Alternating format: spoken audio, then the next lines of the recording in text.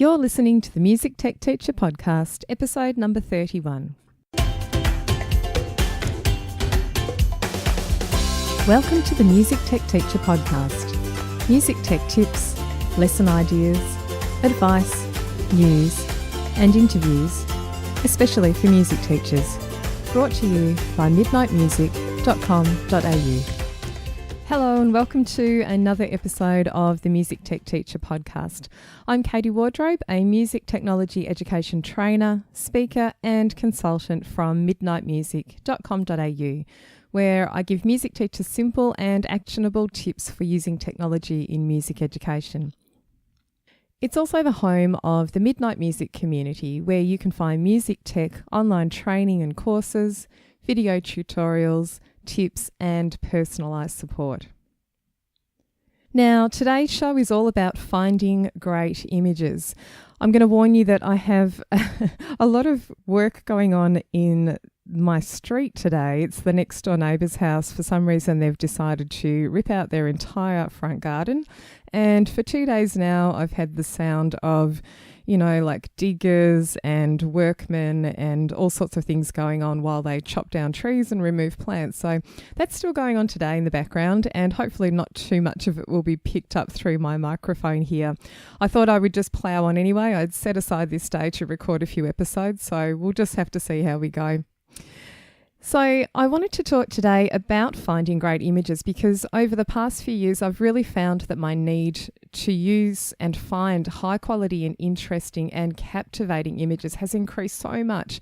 I use them all the time, and it's for things like presentations that I'm doing, for blog posts that I'm writing, for my weekly newsletter, for images that have a quote over the top. You see a lot of those floating around social media. And for things like resource creation, worksheets and printable, downloadable things and other activities.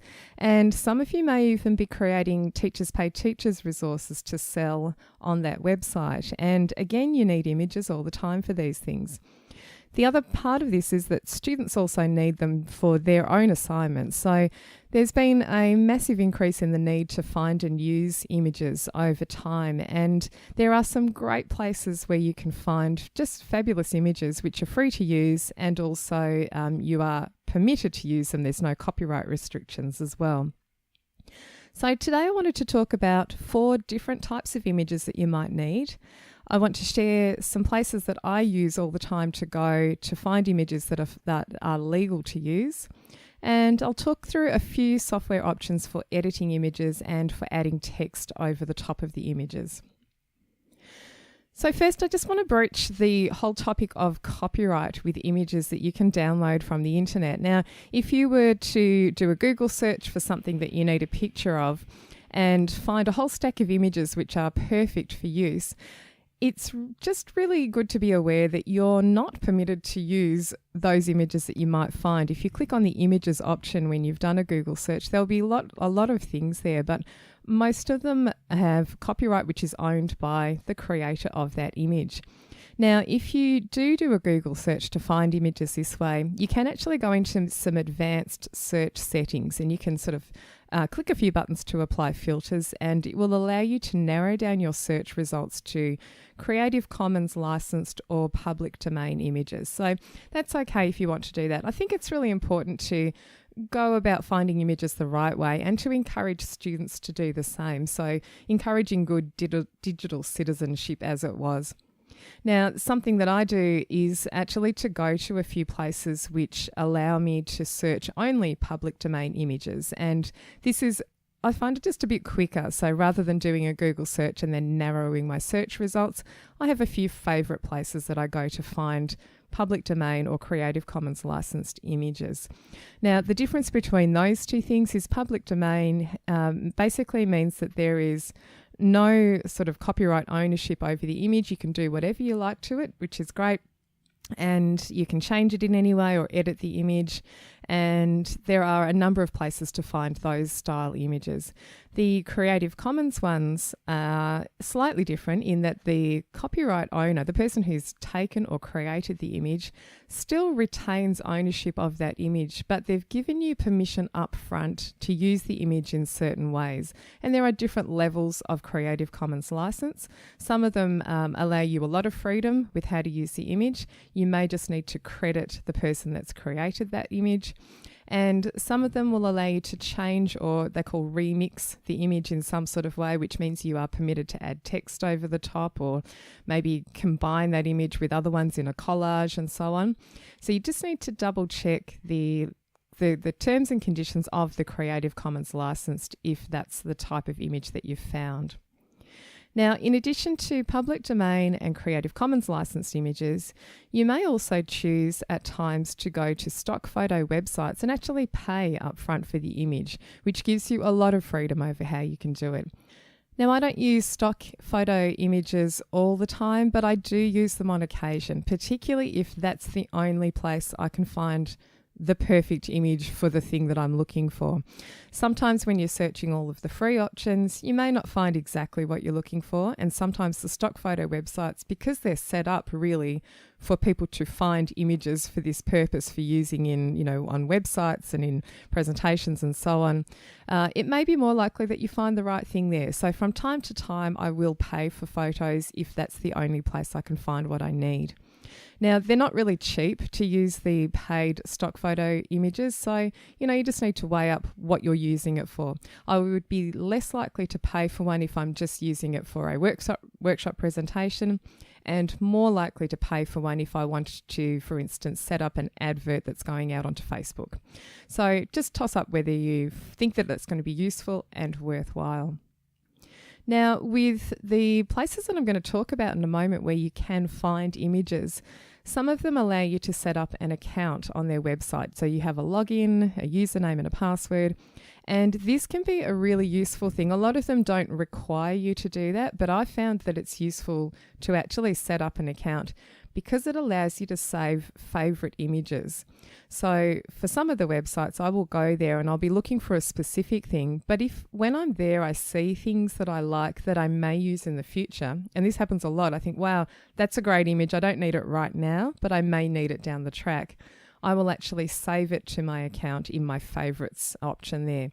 And that's just really a time-saving thing for the next time you go looking for images. You can go straight to your favorites collection and check what's there and see if you've already found something that will suit what you need. So let's talk about the 4 different types of images that you might need for all of those things that I mentioned earlier. So the first type of image is photographs, and this is probably the thing that I use the most. And to find great photos which I am able to use, which are public domain or copyright free, I tend to go to the website Pixabay as my first port of call. So it's Pixabay, Pixabay. Now, all of the things that I'm going to mention today, and I am going to mention quite a few websites and links and resources and things, I'm actually going to list them all in the show notes for this episode, so you can head over there and you can actually download a copy. So if you're out and about walking, driving your car, going on a run, while you're listening to this podcast, you don't necessarily need to write them down. So the links you'll be able to find at midnightmusic.com.au/31. That's the episode number for today. So Pixabay is a great website. It is all public domain images, and basically lots of people from around the world have contributed photographs to that website. And there are some really, really high quality, beautiful images on there. You can go in there and there's a big search box and you can just type in some words to help you find the image that you need. So if you just wanted to take a look at this and see the types of things that are available, you could go there and type in music or musical instruments, or audio is one that I type in a lot because I need kind of music tech gear pictures. And typing in those things and pressing enter will bring up a whole stack of images around that topic. You might need to search for a few different terms over time, and you may also think outside the square a little bit. You don't necessarily always need music images.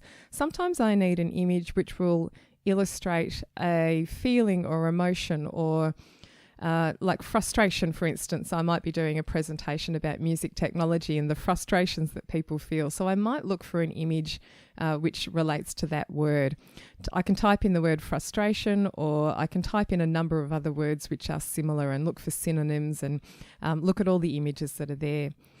So Pixabay is one of my favourites, and that is one where you can set up a free account and you can save favourites to your account.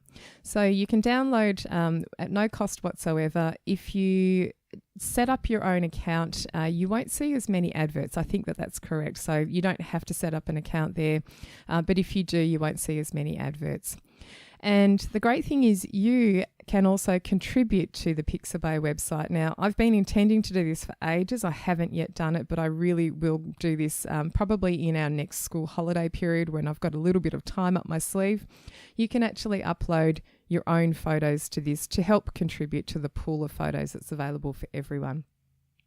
If you just want a little bit of inspiration when you go to that website, there's a link at the top of the page which is called Editor's Choice. And I love just clicking on that just to see some of the beautiful images that have been added recently. And again, sometimes you'll see something there where you go, wow, that will be useful for this thing down the track, you know.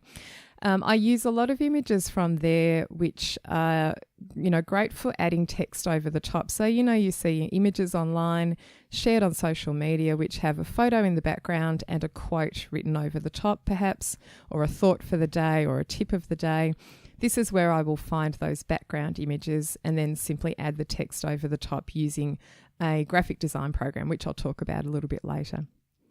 So that's Pixabay, my top one there. The second one that I'll mention is called Libre Stock, and this is a website which actually searches more than 40 other websites. So it's kind of like an aggregate website. So you go to Libre Stock, you again type in your search term, press enter, and it will show you a whole stack of images from a number of different websites. So one of the websites that it searches is actually Pixabay. I do tend to go to Pixabay first just to, cut to the chase to there, but you could go to Libre Stock and just search there. It will show you images related to your search, and then you can click through and go to the actual website where the image lives. And as I mentioned, it searches more than 40 websites, so it's a great one to go to. Now, both of those first two websites I've mentioned are for public domain images. And the reason I go to those first is because the public domain conditions, or the state that image is a public domain image, and it means that I've got the most flexibility to change if I need to, or add text or edit it in any way. Now, I'm just going to mention a third one here. I don't personally use this myself, but for those of you working in the classroom and you have students that need to go and find images, you and I both know that it can be difficult sending kids online, particularly if you're working with young students in elementary school. It can be difficult just sending them out into the wild world of searching for images online, because sometimes the things they type in may not bring up results which are suitable for them to see. When my own kids were quite young, I used to make them tell me what is the word that you're typing into Google to find an image. And sometimes they would tell me the word or phrase and I would be like, okay, no, do not type that in, because I already knew what the results were going to be and it may not be at all what they wanted, and they might end up seeing images which they should not be seeing at that age. So it can be, a little bit dicey sending kids off to just search for images there. So there is a website which is set up for students to search, and it's just images, and they're all kid-friendly, education-friendly, safe search options. And this one is called Pix for Learning. It's a number 4, so it's PICS number 4 learning, pixforlearning.com. So if you need to send students off, that might be a good place to go to. The second type of image that I'm going to talk about is icons. And icons, as you would know, appear everywhere, really. If you're looking around, just even while you're, walking around the shops, there are icons everywhere to communicate really quickly and simply the thing that you need to know. So, for instance, if you're walking around the shops, you will often see an icon, a man and a woman icon, which indicate that's where the bathrooms are. And it's a really quick way. A lot of icons are kind of worldwide language. And so if you go overseas, you'll see the same sorts of icons to communicate the same information. Lots of road signs use icons and other things like that. And even on websites, you'll see similar icons everywhere which communicate certain types of information. Now, I've found that there are a number of websites where you can download free icons, and they're fabulous. I really love this idea for using icons to communicate simple ideas. Now, you can go to an icon website and you can find fantastic icons to do with music or audio or education or any other thing you can possibly think of. There are so many. And I've even been thinking about some sort of classroom activity where you could potentially use icons. Even emoji have become an option like this to communicate certain emotions, and that, again, they're a great thing to use.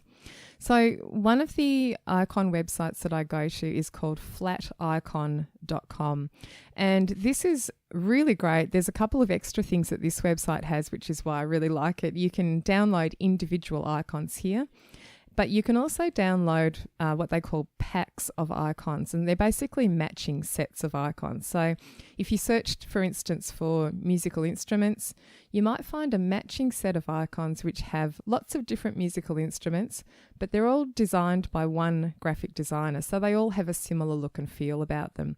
And this can be really great if you're using them in worksheets or your teachers pay teachers resources and so on, and presentations and things. They can just be really good for tying everything together and making it look kind of matching and seamless, and you just end up with a better result, a better looking result. As an example, if you go there and type in music elements, you'll find that there's a pack with that name, and there's about 70 different icons within that one. And it's got a combination of musical instruments. It's got some things like synthesizer icons and audio equipment and microphones and leads and guitars and all sorts of things. Really, really useful.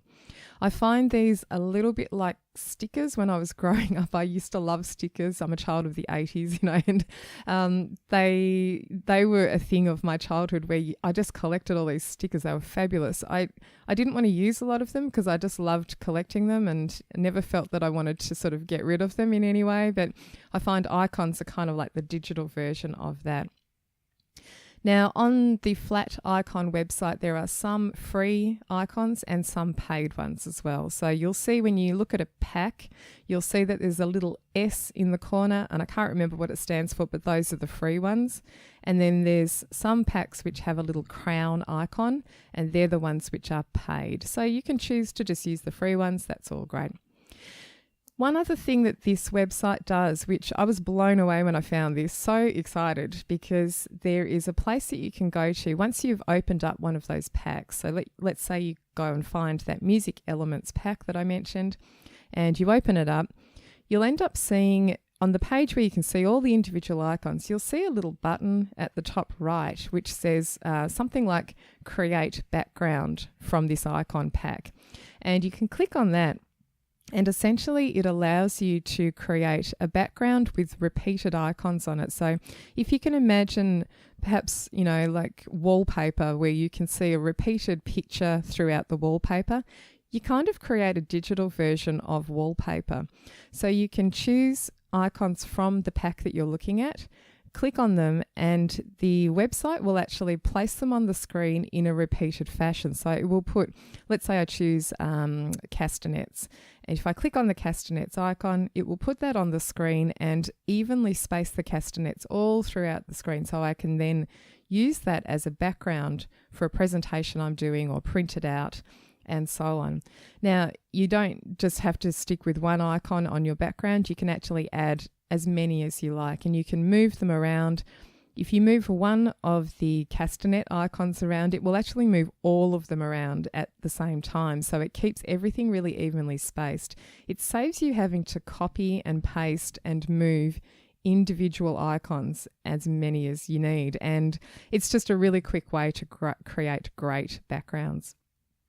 Definitely go and check that out. Have a little play. You can, once you've created your background sort of image and you're happy with it, you can then download that, and you can choose what size you want to download it. So you can make it fit your PowerPoint presentation, or if you wanted to print it, you could fit it onto letter or A4 size paper or larger, and so on. Really, really great. Another icon website is called IconsDBcom, which stands for, I think, database, IconsDBcom. And this one's really useful because once you see an icon that you like, you can actually change the color of it. So if you were to bring up, for instance, a hand icon, you could take a look at that, and it doesn't matter what color you see it in on the screen. If it's black, for instance, there's an option on the right-hand side of the page to actually go in and change the colour. So if you actually need a red hand icon, you can change it to red and then download it for use in your projects. With all of the icon websites, basically you'll find the icon or the pack of icons, and you'll download whatever you've found. You choose to download it, and you'll be downloading a .png file, an image file, which you can then use in all of your projects. So that's a great one, IconsDB.com. It has limited music icons there, so it may not have everything you need, but if you just need some general icons, that would be a great one to go to, and particularly if you need to change the colour of them. The third one that I've used in the past as well, and this was really before I found Flat Icon, but the third one I've used is called the nounproject, and that's another great icons website. Again, you can go there and download some free icons there. There's a lot of beautiful icons there, all designed, and they're less colourful on that website. The Flat Icon website has probably the most colourful ones, but nounproject again is another useful one. This episode of the Music Tech Teacher podcast is brought to you by the Midnight Music Community. The Midnight Music Community is an online space for music teachers who'd like help using technology in their music lessons. There are online courses, video tutorials, lesson plans, music tech news, and professional development certificates are provided for any training that you undertake. I'm inside the community every day, personally answering members' questions and sharing tips and ideas. The best thing is that you get to connect with hundreds of other music teachers just like you and share your own experiences and occasional music tech frustrations. For more information and a special joining price just for the listeners of this podcast, visit midnightmusic.com.au/podcast offer. That's midnightmusic.com.au/podcast offer. The third type of image I'm going to talk about today is clip art. And again, all of these things are really pretty similar, but clip art tends to be the group of images which are kind of, cartoon-like, and you can use them in your projects. You might find pictures of little kids or instruments and so on, and clip art are really useful for using in all of these projects. So if you're doing worksheets, you might just want to illustrate something or make it a little bit more interesting to look at with some clip art. So a couple of places that I've gone for clip art recently, actually for a few years, I've been to a website which is run by an artist called Philip Martin, and he has a whole stack of clip art which he has designed especially for educators. So there's a lot of education images on there for all subject areas, so science and maths and geography and history and so on, but he has a music section too, and he has some really nice illustrations there which you can use in your projects. Even a Peter and the Wolf one, I've used that one a lot. There's a little image which shows a Peter character walking next to a wolf, and I think there's the duck and the bird and the cat also in the little image as well. Now, with his website, you need to do a little bit of clicking around to get to the actual clip art. He runs his website and supports his website through advertising. So there are quite a number of adverts on there. You just need to kind of pick through and find the right link to click on. But if you can look for the place where you can see different subjects or topics, find the music ones and then click through to there. Now, I've used a lot of his non-music ones as well, even for music things. So in the case of Peter and the Wolf, for instance, I wanted individual images for all of the different characters in the Peter and the Wolf story. Now, he didn't have a separate grandfather picture in his music collection. So I actually went looking through the historical characters, and I found, I can't remember who it is now, but some historical character who just looked grandfatherly. And I used that for my Peter and the Wolf presentation that I was making. So that's a great one. Now, more recently, I've been going to the Teachers Pay Teachers store. So in addition to being able to search for and buy lesson plans and activities and worksheets and so on from Teachers Pay Teachers, it's also a great place to look for free or paid graphics and backgrounds and clip art and borders and so on. There's a lot of stuff on there. So the reason that those things are on the Teachers Pay Teachers website is that people who make their own resources to sell on Teachers Pay Teachers need all of these things to make their resources. So there are a number of graphic designers on there who sell their own products on the Teachers Pay Teachers website simply for other Teachers Pay Teachers sellers to use. Now, some of these designers have some free things. They'll have some free examples of their work. So you can go there and download those if you're, not in the position to pay for things. But there's also some fantastic paid options as well. So if you've got the budget, you can go there and basically most of the time you're paying for a big set of images. It's not just one single image at a time. You can pay for a whole set of images which are all to do with kids showing different emotions or different backgrounds or different borders and so on. So a great place to go and have a look for images there. The fourth type of image and final type of image I'll talk about today are music-specific images. Now, there's often a need for us as music teachers to create resources which show musical elements. So sometimes you might need to create a worksheet which just shows a treble clef picture, or maybe a series of notes which make up a specific rhythm and you want the students to be able to clap that rhythm, but you need to have it in your presentation or on your worksheet and so on. And over time, I actually ended up creating some of my own notation images because I was needing to use them quite often in presentations and workshops and so on. I decided that I would create a little set and maybe share them with people because I thought, well, if I'm finding a need for them in what I'm doing, I'm sure lots of other teachers have a need for them as well. So I decided to create some images. I just used my notation software and basically brought up an image on the screen of the element, and I'll use the treble clef as an example. I can bring that up on the screen with no background, no stave or anything on it, and I'd make it quite large on my screen, take a screenshot of it, so where you take a still picture image of the thing that's showing on your screen. And then I did a little clever thing where you can remove the background to make it transparent, so it's just the treble clef and no white background behind it. And then I saved that as an image file. So I went and did that for just a handful of things. But once I got started, I decided that, I thought I would just start with maybe crotchet and quaver and minim and semi-breve and treble clef and bass clef and maybe a stave, a couple of other things. And then I kind of thought, well, if you've got the notes, you kind of need the matching rests as well. So I made crotchet rest and minim rest and all of those. And then I thought, well, with quavers, you've got single quaver with, the stem, and then maybe you need 2 quavers joined together, and sometimes you need 4 quavers joined together or 3 quavers in a group. So I made all of those. And anyway, it ended up being a really big collection after all. So I think there's definitely more than 150 images in my collection. At 2 different sizes, so small ones and large ones.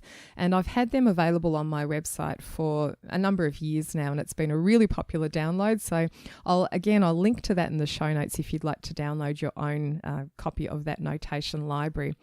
But it's fairly extensive now. There is not every single thing in there, and there are some things which just don't make sense to create in my mind. So these are things that you would need to show on a worksheet, and this allows you, having individual notation images in this way, allows you to freely drag them around and move them wherever you want on the page if you're using something like PowerPoint. So I know some of you out there create worksheets and so on in, say, a Word document or in Google Documents, and you might actually find a font that allows you to create notation icons that way. Now, this is totally possible, and if it's working for you, don't change anything. That's all great. But I was finding that doesn't work for me. I prefer the freedom to move everything around freely on the screen. And this, by using notation images and PowerPoint, I can freely position anything anywhere at any time. And so it just gives you a little bit more flexibility when you're creating things. So if you want a copy of that notation library, totally free to download. And again, I'll link to that in the show notes.